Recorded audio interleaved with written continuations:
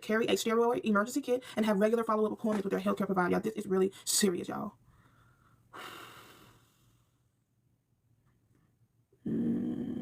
So it's good to have, say stress is a silent killer. It really is in him, in Addison's disease. Like, once you want to go off on somebody, y'all take that for granted, bro. Y'all take advantage of being able to go off on people, because it's literally, there are people in this world that can literally die from going off on somebody, like, because they ain't got the stress hormone to do it. Y'all be calling people P, you know what I'm saying? What the you say, mother? You know, y'all be taking that for granted, bro. People ask as soon as they P. I'm not laughing at nobody, but I'm saying.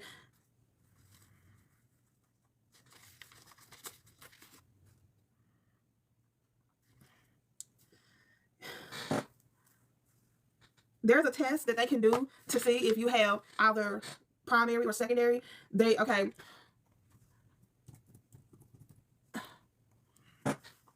a blood test that measures cortisol, ACTH, and electrolytes, followed by an ACTH stimulation test to confirm insufficient cortisol production on the adrenal glands. A doctor will also look for signs of autoimmune disease and perform imaging tests like CT or MRI to check adrenal gland health and pituitary gland issues.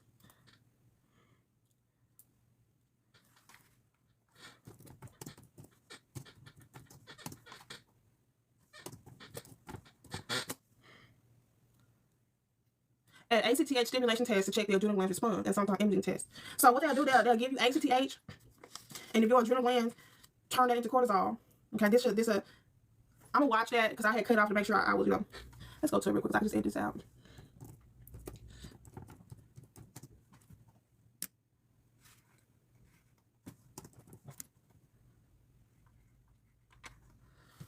Adrenal insufficiency is the overall term for Addison's disease. Nervous system hypothalamus is in that vicinity, right? So it may even trigger a fever process. It's not really infectious related, but it could be due to kind of hypothalamic alteration.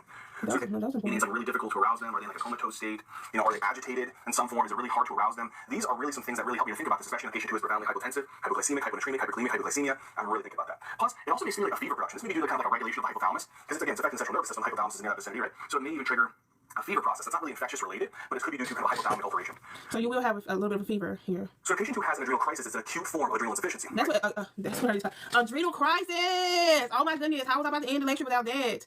Okay, so you remember, and excuse my real chill, I just took my medicine, okay?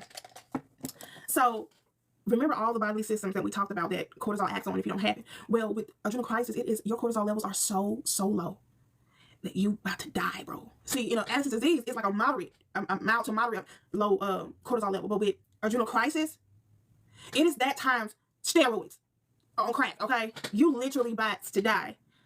I know, right? You're gonna have